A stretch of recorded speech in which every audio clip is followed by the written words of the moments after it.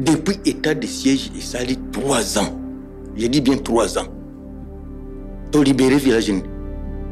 Tu libéré ni. Tu récupéré ni. Parce que sur 6 territoires, il y a Nord Kivu, 4, ils sont sous occupation. Et puis, les officiers militaires, na lobité que les militaires les officiers militaires, les loko wana lukula business na bango. Est-ce que vous avez que même patron ya bitumba azotongande église, les officiers nyonso bakende kosambela na église na ye. A minimiser que question wana akanisi tozaki na assemblée ya mandat passé. Oyo tata Mbosso azaki kosala lukula mécanique. Assemblée changea. Mibali bazongi na kati.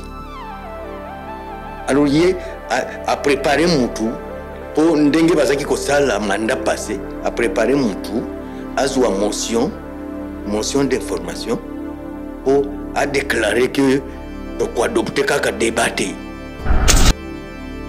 Parce que ndenge tozolanda état de siège bitumba oyo boma na batata na ba mama na bana na ba tata mwasi na ngai basali yango wana kisasa lokula théâtre quand on a kito démontrer biso batu to uti kuna tozana batu kuna to baninga bandeko basi bakufi to ngato yebisa bango avantage na inconvénient ya état de siège baboyi. Mais asikoyo souci na biso ezanini.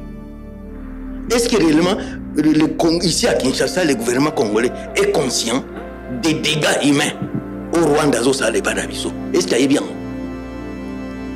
Le gouvernement congolais, ce qui est acquis bitumba solo. Pourquoi il y a kangi frontière? Pourquoi il y a 4 relations diplomatiques dans Rwanda? C'est parce que c'est du théâtre. Ou on a dit que tout ça la manso pour battre bayo kapiso.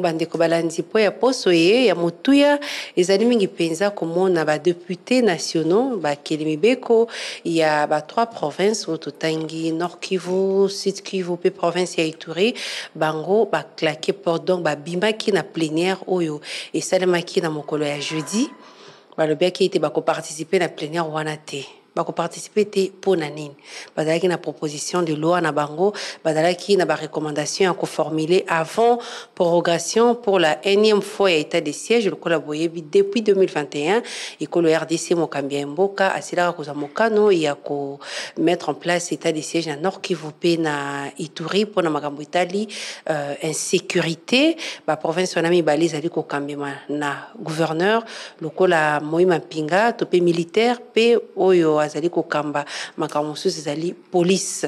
Est-ce que bazali na raison ya koloba ete état de siège wana pona bango il fallait ki ba proroger yango lisusu te et puis proposition de loi na bango ezalaki ko porter sur quoi oyo etindaki vice-président et assemblée nationale akoka koboya débat autour ya question wana. Bon, likambo mibale c'est makambo itali sécurité makambo itali mingi penza présence ya armée mingi penza batomboki ya FDLR na kati ya mboka na biso pe ba M23 na kati ya mboka na biso bolandaki ba proposition et makambo ezali ko salema ba négociation entre les deux pays. Proposition ezalaki ete ba gouvernement congolais est neutralisé ba FDLR et puis gouvernement rwandais et koka ko senga na ba M23 ko quitter territoire congolais.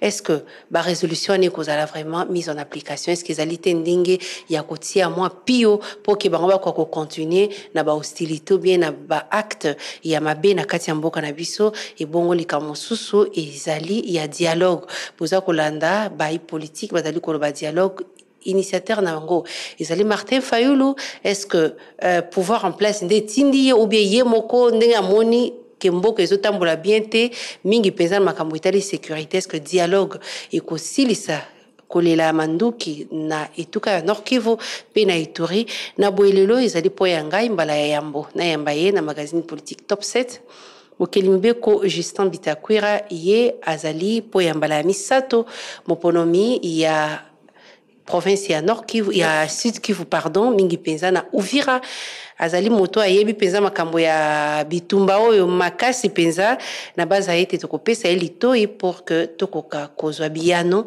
na mituna na oyo tokotuna ye mpo na bino balandi pe batali ya magazine na politique Top 7 na pesi yo mbote mwana mboka Justin Bitakwira mbote Miriam Bukitu lelo tomoni jeudi alors que boti na maponomi bozali ba député o ba ponomi na maponomi lisusu ya 2023 tayi koleka à peine plénière ibandi bino bobimi na bino bandi ko saba déclaration libanda pona nini ba élu ya Nord Kivu ya Sud Kivu pe ba élu ya Ituri bo claquer porte ne ba lobana lopoto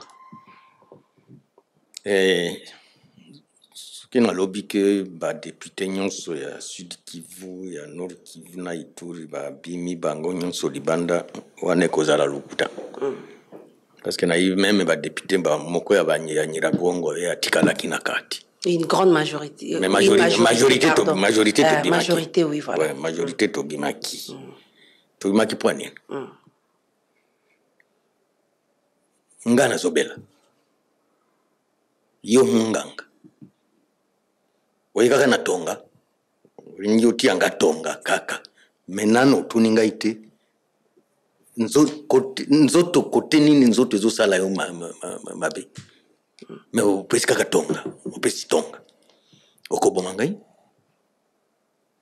problème ya oyo pensa sala kipoto bima c'est que premier vice-président ya assemblée Chilumbai azama stanangai da pesi kutumbote à minimiser question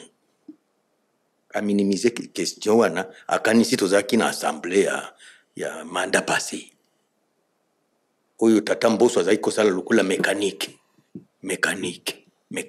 te assemblée changea mibali bazongi na kati alors ye a préparé mutu po ndenge bazaki kosala mandat passé a préparé mutu azwa motion d'information pour a déclarer que pourquoi adopter kaka débattre ndia sali 2 pour motion 2 contre motion kuto de eleka ki bazaki ata 3 ata 4 pour proposition na bino de koloba nini penza parler to débattre OK sur to yeba côté fort na côté faible il y a état de siège OK et pas na biso parce que ndenge tozolanda état de siège bitumba oyo ezoboma na batata na ba mama na bana na ba tata mwasi na ngai basali yango wana kisasa lokula théâtre ko to ngaki to démontrer biso batu to uti kuna tozana batu kuna to baninga bandeko basiba kufi to ngaki to yebisa bango avantage na inconvénient ya état de siège baboyi lokula bana mike kutunga bakatelenga micro bon pona bino avantage na désavantage ya état de siège ezali nini na yebisi yo que naningaki tolingaki to yebisa batu que kuna bitumba solo eza théâtre te depuis état de siège esali 3 ans je dis bien 3 ans to libérer village ni to libérer ni to récupérer ni parce que sur 6 territoires il y a Nord Kivu 4 eza sous occupation et puis ba officier mususu militaire na lobite ke ba militaire nyonso ba officier militaire mususu bazui loko wana lukula business na bango. Est-ce qu'on y dit que même patron ya bitumba azoto ngande église ba officier nyonso bakende ko sambela na église na yi Hollanda patron ya bitumba nan gouverneur il y a un chargé des opérations. OK, na Nord Kivu. Na Nord Kivu na Goma kaka ville. Azotonga église na école likolo. Sikoyo chaque soir il faut ba officier bakende ko sambela. Ata yo moko. Maintenant, sikoyo, souci na biso ezanini. Est-ce que réellement, ici à Kinshasa, le gouvernement congolais est conscient des dégâts humains au Rwanda, ça n'est pas d'abisso? Est-ce qu'il y a bien? Gouvernement congolais, ce qui est acquis bitumba solo, pas une kangi frontière, pas une quatrième de relations diplomatiques na Rwanda, pas d'une. C'est parce que c'est du théâtre. Ou on dit ton ingaki, tout ça la manso, pour battre yo kabiso. Tout ça peuple le peuple moko divisé. Mboke zo kweya, ba mususu bazo handicapé.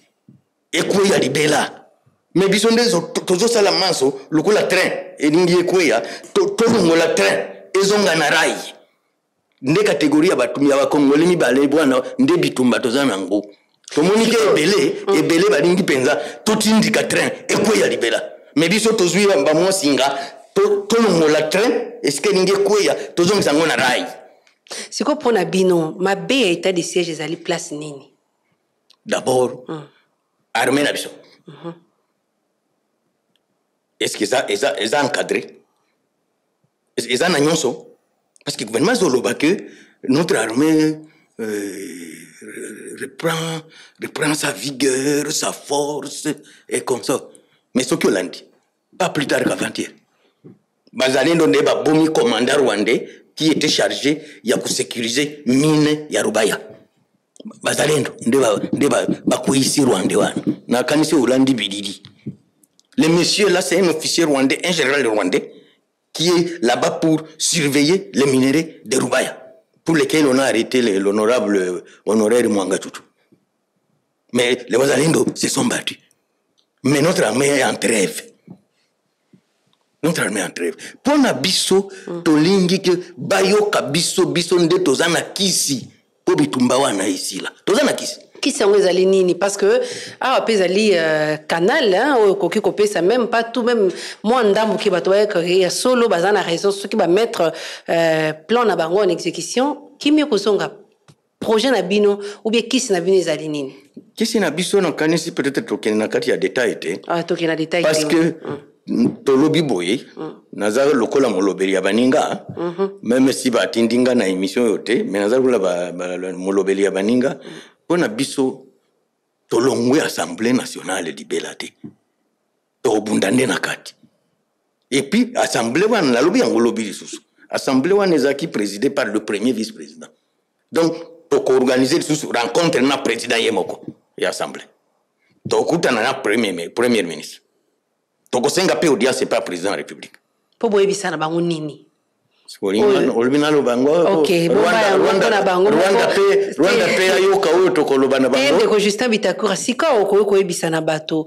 Bokutana kana mokambi ya mboka na législature passée pour na makambo itise otali état de siège parce que ebandaki depuis mandat passé bo requalifier ki ndenge ya kosala sika état de siège ba résolution ni bozwaka o lelo ezali kino lelo koza la mise en application tellement mbota l'état de siège.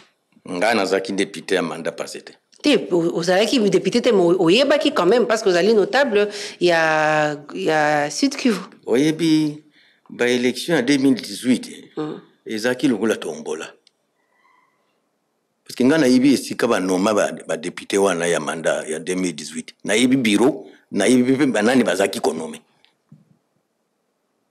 Ezaki lukula bisoti ngai bavwana ngai oyo na zui oyo bavotenga na Uvira ndeseni a proclamer ce qui est vrai ba bureau de vote mususu ba comptabiliser bavwana ngai te mais nazwaki 39 000 voix na Uvira ba afficher yango CNP a proclamer 39 000 voix na ngai donc ko comparer ngai te na batu ba noma en 2018. Mais bino côté en 2023 avec flagrant tout le monde va machine non moi j'ai rencontré d'ailleurs le président Kadima na ici ko etalingai oyo ba voilà nga ba afficher na Uvira nde na moni payo o afficher donc pour moi les élections étaient sincères en ce qui me concerne. OK Ba plaignant pe ba ko za la mais pona ngai pendant na mona ba élection à bongo te à part ba élection en 2006.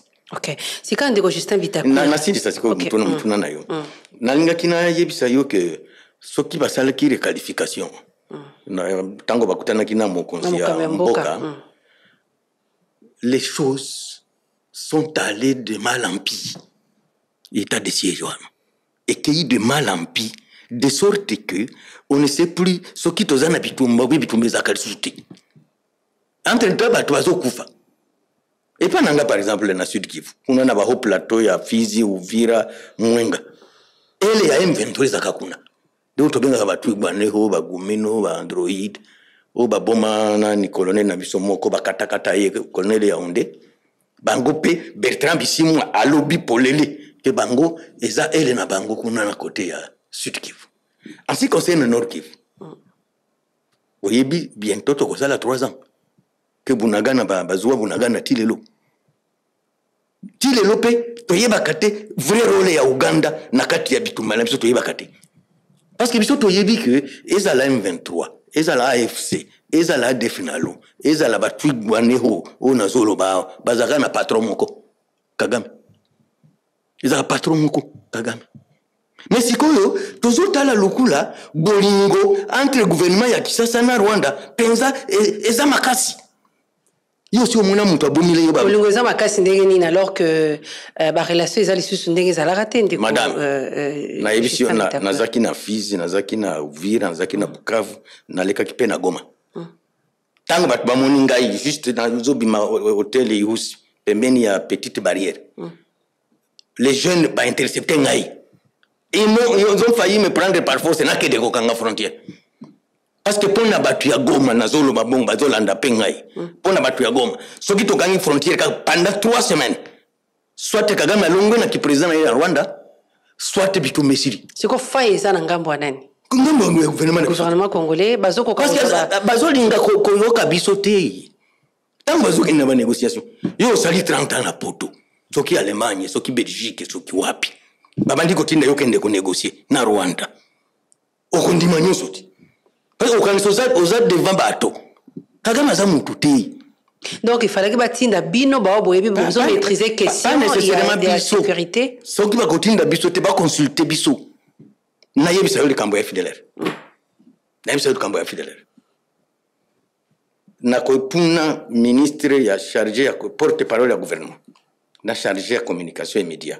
Monsieur Mouyaya Patrick akende na radio Okapi asenga ba archive nyonso ya émission moko elekaka ba 4h30 ezalaka na kati ya Kinyarwanda gutahuka il y a plus de 15 ans émission ezalaka où les FDLR qui rentrent au Rwanda témoignent bazo témoigner po babenga baninga pe bazonga.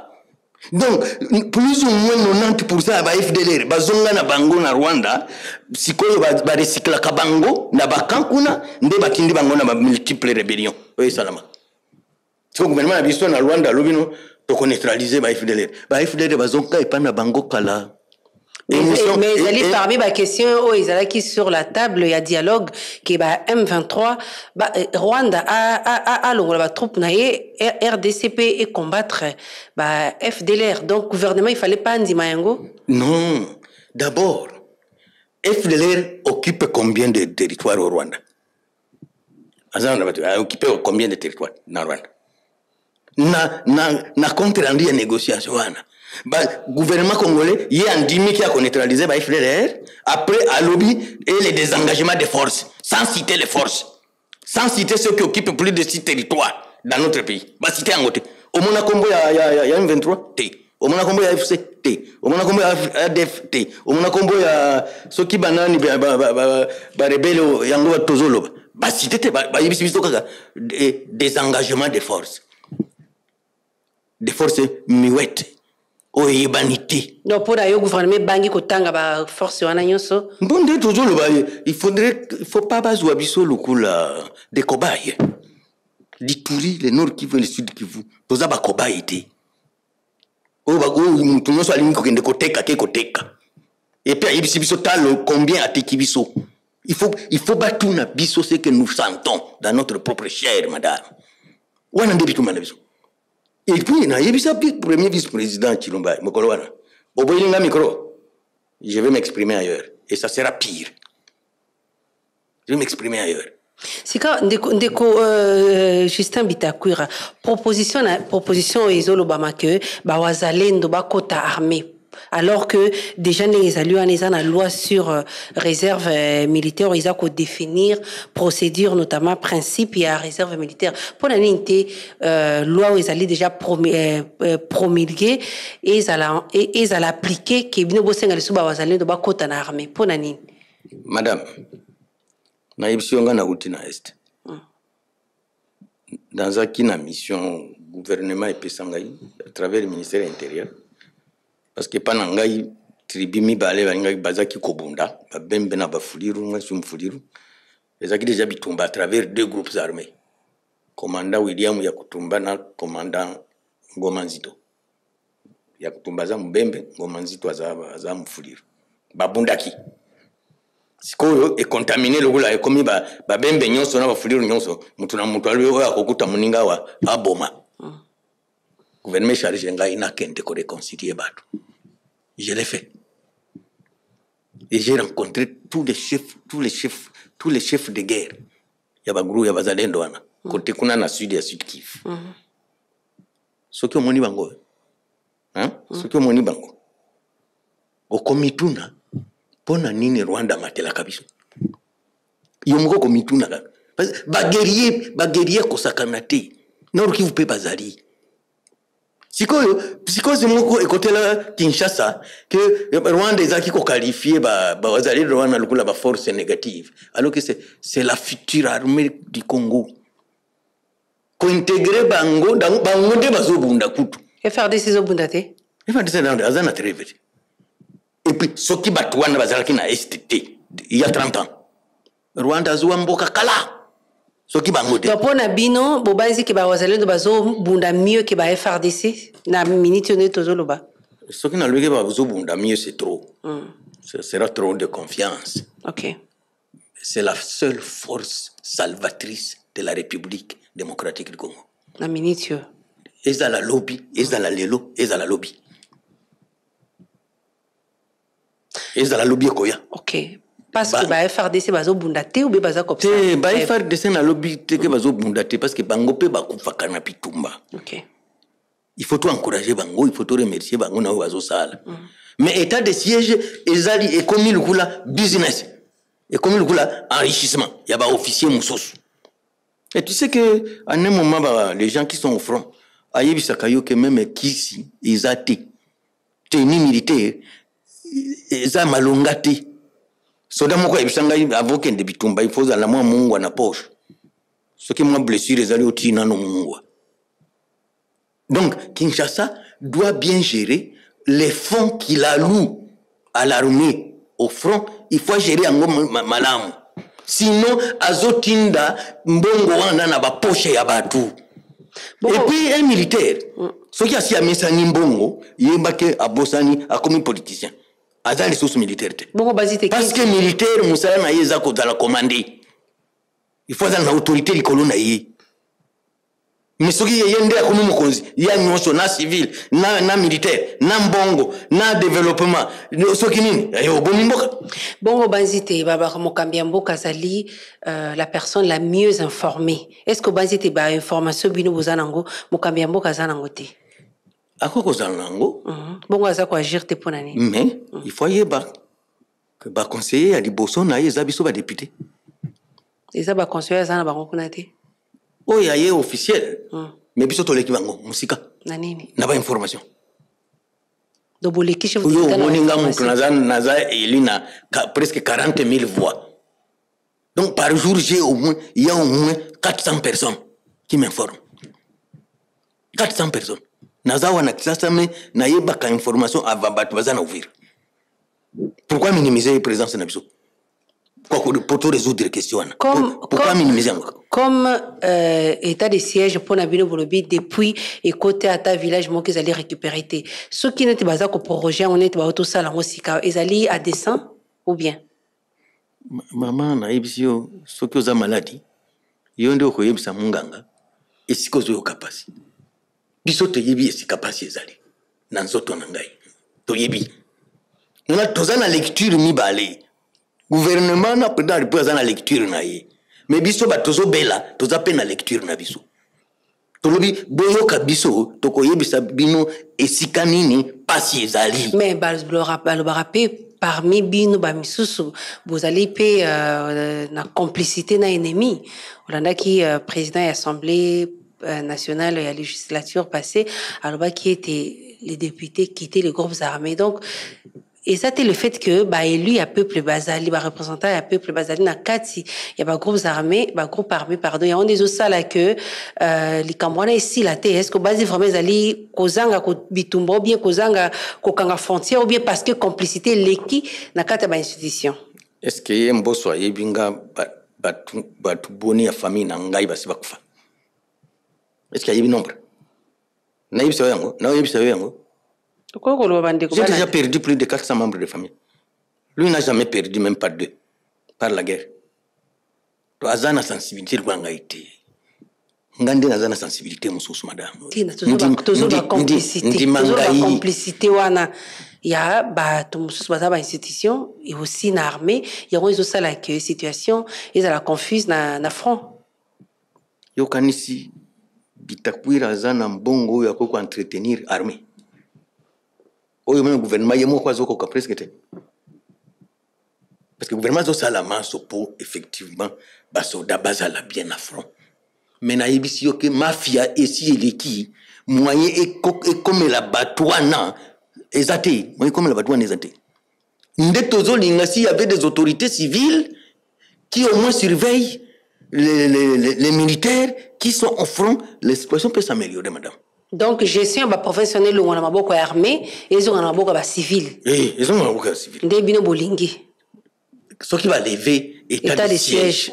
Situation est zongi, ndenge zalaki ba civil ozaki gouverneur na Nord Kivu a perdre mandat na ye et comment gouverneur ndé comme ba officier militaire ndé ba comme na nyonso.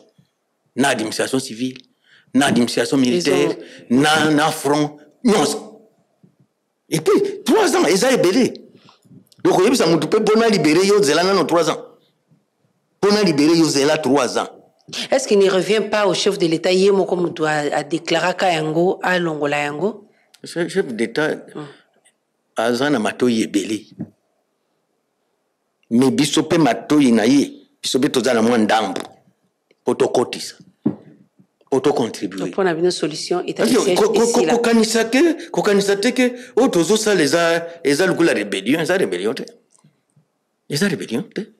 contribution normale. Contribution parlementaire dans les zones occupées. Dans les zones occupées spécifiquement. Bawazalendo bazako bunda. Pona nini bozolinga bolongola bango na statut bazana ngo sikawa bakota na FRDC. Azo bunda en tant que qui maintenant? Bayebisi yo bafutamaka. Le gouvernement a qui était bazako appuyer bango non na tunio bafutamaka yo ndo koyebisa so bafutamaka te ça va simple volontaire bazoko fa na frunga gratuitement mais bazana appuyer gouvernement oyo bazana no na âge ya bien bazana no âge ya bien oyo Kagame akoko banga principalement eza bango. Pour yo Kagame abanga FRDC. Kagame azana ba produit ebele na kati ya FRDC. OK. Batoi baza ebele e yebani. Na kati ya FRDC. Baza ebele e yebani.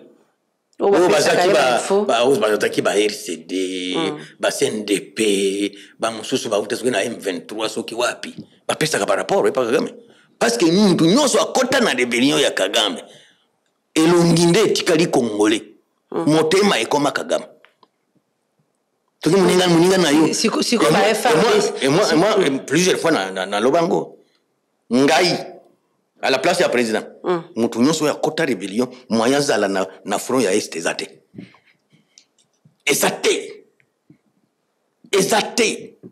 Oh, Azalaki RCD, Azalaki CNDP, a commis général na Uvira, a commis général na Fizi, a commis général na Masisi, na Rutur. Te?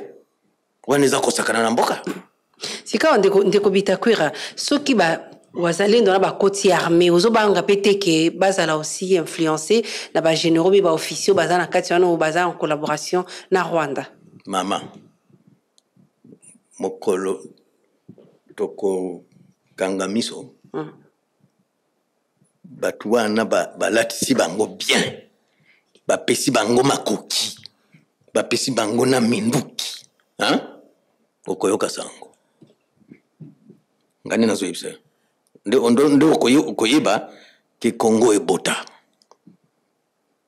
Congo eza mwasi abota te. Congo ebota. Point tozotelemela likambo oyo. Il faut pas battre bakani. C'est quand de Justin Bitafura montona ne fois akanga akata relation diplomatique notamment kokanga frontière entre RDC et Rwanda. N'est-ce pas le chef de l'État? Pour nani nazo traîner kasi. C'est une décision du Conseil des ministres. Kasi yenda zali mokonzi non? Mais soki omoni oyo ezoleka na ba frontière na biso wana.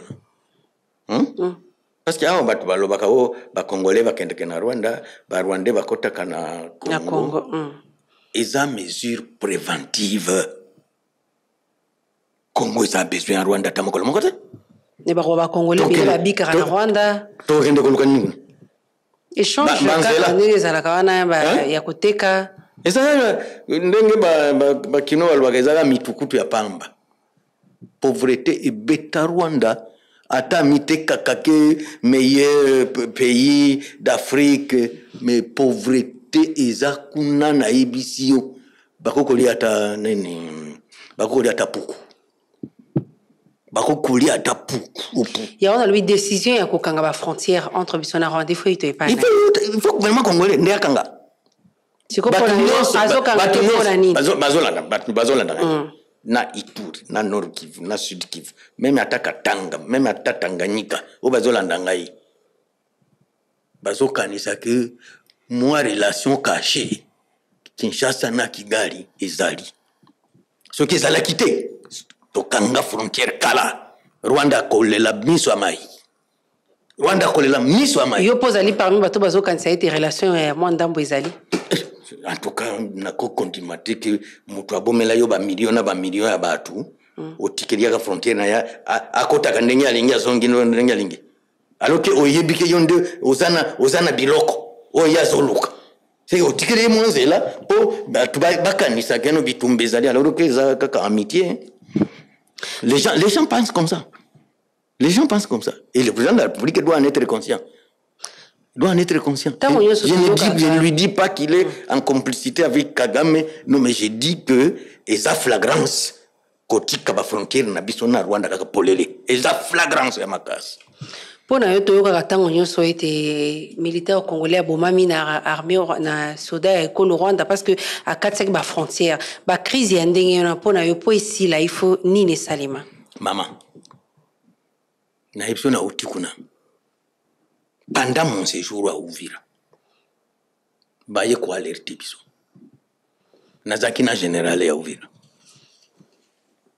Que bakuti bateni militaire, yoka, bakuti bateni militaire na kati ya camion moko na frontière ya Kamanyola, bazotindela bango, bazotinda bilamba wana na chez Gumino le Twigwaneo. Bilamba yuti wapi? États-Unis. Yuti wapi États-Unis? Yasika. États-Unis nde atindi. Eleki na Rwanda, il faut côté kende ba rebelle. Souvent des kanga. Nana yebi combien minduki ezo leka. Nana yebi. Nana yebi minduki combien ezo leka. Donc ba partenaire ou bien bato bazo ko condamner situation sécuritaire a nana bato bazo ko fa bango pe baza complice. Na lobby sincèrement. 99,9%.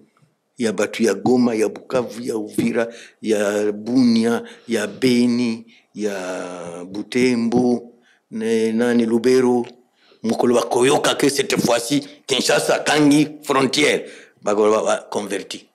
Yo zoko ba été appui musu ces autres États-Unis alors que Conseil de sécurité zo ba kalamingité. Est-ce que oyebi batu boni bazana États-Unis basutena ka ba rébellion pas na biso. Baza ebele. Je ne dis pas que c'est le gouvernement américain, mais naïbsi, baza ebele, batinda kambongo, pour ça, ça va tenir militaire, batindi, et comme na Rwanda, bapisi bakataba commerçant congolais, bakutisina ba mituka, pour bakende ko livrer. Donc, guerre, il y a RDC, ils allaient aussi ici, là, bas dialogue, on y a sonné, tozoyoka, bah proposition, bah cesser les faits autour, et quoi apporter solution T. non ene mususu batu bakanzageza kabitumba moko amical ene mususu batu bakanzageza bitumba so te biso tozolo makambo ezali vraiment concret on tozolo est-ce que to ekosila lelo na lobité ceux qui tozaka kana système on dit que ya ba dialogue ya bani soki to kangi elongi e komi bitumba solo ekosila ti sika to kangi na elongi te na ta to kangi elongi te to tozobunda elongi ya koseka soki oyoki déjà ba officier militaire bakoko tonga ba église basoda nyonso baka kosambela bakokende na front kole bon kosambeleza mabe yo mundu uzana front uzana taya kende kosala kitu est-ce que guerre ezana Goma est-ce que Rwanda basoda bazotonga ba église est-ce que Rwanda basoda bazotonga ba église d'ailleurs on a fermé plus de 4000 églises na Rwanda bakanga plus de 4000 églises na ba mosquée yo officier yo ndo ozokamba bitumba okomi kotonga ba église po sambela kana basoda ndoto makasi selon proposition na bino entre diplomatie na bitumba solution ya bitumba na est ezali ekoki kota wapi mama oyebi ere mususu na yokelaka mboka na ngamawa ere mususu na yokelaka mboka na ngamawa Au diplomatie. Francophonie. Nana zokamba francophonie. Rwanda. Rwandese ko? Nana zokamba Commonwealth. Rwanda ko? Ni biso tokanga magaga na francophonie. Ketu zaba mambo ya francophonie. Oyebi mobali. Oyo aningia bunda. Soki abeti mesate. Bakozwa yolo la mwasi. Faut que kometa na mesa kasi on a lobby na diplomatie na bitumba po na bino parce que ba sommet à Rwanda o esalemi ba rencontre ya ba ministre ya ba affaires étrangères ba mboka wana na ba délégation ebele bazokende ou bien bitumba na front po na yo solution ko uta wapi lobby te omoni ministre na biso intérieur aboya ko signer nani comment dire compte rendu à réunion moko ya ba ministre ya CAC omonango pas CAC EAC o bamboka ya est wana parce que baboya ko condamner Rwanda ba complice ya Rwanda baza ebele nyonso Rwanda ibaka na Congo akende kopesa pamba omonite le 8 octobre na le 9 le 10 et le 11 ba organisation ya droit de l'homme ba porter plainte contre Charles Lonana Kagame afuti bango na mbongo utaka na Congo afuti bango pona holocaust pona buku na ye mais biso ba congolais toto vanda kaka boye toko soutenir ata ya mukete mais biso nous sommes en train de nous organiser parce qu'il faut tout soutenir makas oui Charles parce que Charles Lonana comment le coup la porte-parole ya ba congolais bon ba congolais ba mo ba le baraté congolais atanga kalisusu bateze kaka nyoso esala makawa ya msusu ya mayuya docteur non non tu as doute ba connaissance ya mayuya pa maman sika ba pona yo lobi na inote solution ezali nini pour que STRDC manduke sila ko beta et puis ba parti ezali na maboko ya M23 ezonga na maboko ya gouvernement congolais toza lokula fable à la fontaine les animaux malades de la peste il faut tout vandalo et sika malidi to mituna na bitumba oyo to kolonga ngonde ngeni donc il faut yoka OK to kolonga ngonde ngeni nani azana mwa makasi kwa contribuer na bitumba oyo nani azana mwa makasi nde place ya bazalendo ekomona na wana donc vous allez pour que wazalendo a côte armée abunda akanga pe ba frontière ou bien protéger ba frontière na maison. Okay. Donc place au FRDC et loko FRDC salité wazalendo a sala yango ba accompagner armée ba et puis bibino ba leader ya kuna bibino moto bozana mo ba groupe na pesa exemple ndenge bakengela kamboka omoni Algérie ezana 41 millions ya batu oui bien ça na armée ya batu boni 5 300 000 militaires Biso, tu as à peu près 120 millions. Nous n'avons même pas 200 000 militaires. 41 millions en Algérie. Bazan a 5 millions 300 000 militaires. Biso, tu as 120 millions. Tu as atteint 200 000 militaires. Donc, Il faut pas qu'il y ait une retraite. Tu as renouvelé l'armée. Ok. L'armée, c'est la Mibali, il y a des jeunes. Ndeko Justin Bitakwira, Lelo, Ndeko Martin Fayou pour la sécurité, à Zobélé la dialogue. Est-ce que vous allez penser là pour que la sécurité soit en Est? Dialogue. Ndeko Martin Fayou nga za kamasta nangai. Nakoko pikisa yete ke a réfléchir. Ok. Menga priorité nanga pona lelo. Tokangana na ba frontière na Rwanda. Après kanga ba frontière na Rwanda, to renforcer l'armée na biso parce que ce qui to gagné bitumba oyote, toza mibalité. Toza pebacité. Ni ça a été Goma et tombé même si on ne le souhaite pas. Ni nezo sala ennemi bazo lingate ou bien mapinga ils ont empêché ba. Non, je crois que Goma est très sensible. OK. Et puis na bazalendo, na basoda ba mitiller ensemble de toute façon Goma zana nous protéger. C'est pourquoi aux homona ba M23 na ba AFC ya bananga et consort bazo linga ba côté à côté à Walikale. Pour pas qu'il y ait data vers Kisangani. Pour pas qu'il y ait vers Kisangani. Comme on a dit, où est-ce qu'il colle kamana sake? Pour contenir yango. C'est bon. Et puis on ne peut pas avoir une armée défensive. Et ça la makati. Yo za ipana yo, o atakakate, o zelakaka ba attaquer yo pe obeti atamisatu. L'armée offensive. Moto na ba armée le barata on surtout repli stratégique pour na yo. Est-ce qu'il faut ici là ou bien armée échanger méthode? Na yebisi yo ba traiter baza ebele na kati armée na biso. Tinazo ba terme oyo to mesana na wa repli stratégique. Na lobby. Ba traiter baza ebele na armée na biso. E yibani. Même ata avion. Elongo na kisasa. Contenu na yango. Ba pesaka na Rwanda. Et puis Rwanda et que ça va atterrir à telle heure. Aïbi. Hollanda que babouya même ba piste pour à m'y retrouver na Kigali. Nous avons besoin des hommes capables de créer une imagination comment contrecarrer le Rwanda dans toutes les stratégies. Bien qu'il ait armée échanger ndenge ya robunda ole Korea répliquera a yep attaquer ba ennemi par exemple armée. Et nous avons le droit de chercher des mercenaires. Toi tu as le droit même à kolko mercenaires. To sanguine. Tu dans ce rapport il y a méthode ya robunda pour reconquérir. Oyebi kilo moko ya oro eza combien? Kilo ya cobalt, tonne ya cobalt eza combien? Tonne ya cuivre oyebi talo. Est-ce que Rwanda zana cobalt? Rwanda zana cuivre. Rwanda zana or. Na moni avant-hier. Parce que tu as dit ça, que Kibali Mining a fait son premier lingot d'or. Donc, ce qui est réellement tout ça sérieux, il faut que mbongo monana, mbongo futamana basoda balata malamu, bazwa ba équipement, tobunda, tosil sabitumba na Rwanda, mbalamo.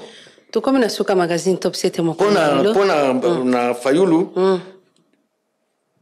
Ndenge na lobi na kokobo ela mutu a réfléchir te azana ba raison na ye certainement azana ba argument na ye que peut-être pour renforcer cohésion nationale il faut que ba congolais nyonso total dans la même direction. OK. Et dans la même direction pas pour le partage de responsabilités mais plutôt pour mettre fin à l'agression, mettre fin à la résolution ils ont mis awa siko kuna M23 ko appliquer yango. Ba ko appliquer yango na bonagana ndenge nini? Ah kasi on a il faut tobengana bango priorité na no tobengana bango après dialogue mais avant dialogue tobengana na bango na. OK parce que mboka tozali susu na souveraineté ya mboka na biso te bamboka boni zami na maboka ya M23 ou AFC so iboko yoko bisa ba Congolais Rutshuru Masisi. OK pas entièrement donc Rutshuru Masisi ça qui est à côté ya Kalehe et puis parti moko ya Lubero et puis territoire pe ya Nyiragongo musika te na Goma. Ndambo mo ezwami, voilà.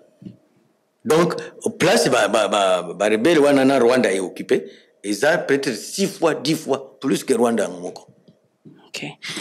Bandeko balandi to sukisi ya magazine top 7 ya mokolo malelo na kundoli te na yambaki mwana mboka Justin Bitakwira mokili mibeko aponama na ouvert na ituka ya Sud Kivu totonde botondi mwana mboka Justin Bitakwira na ndengo nzima eko ya nola lambela ya magazine top 7 ya mokolo malelo. Merci beaucoup Miriam Bukitu. Ya solo bandeko balandi to sukisi awa poso zali koya ndi tokutana na moi politique mosusu na sungama kina Grâce Lema na nzela ya FM na YouTube na sungama kina Patrick Mungongo bokomela biso na numéro ezali na se po ya bazali kolanda biso na YouTube poso ezali koya ndi tokutana na moi politique mosusu kimya roboto omboka bino.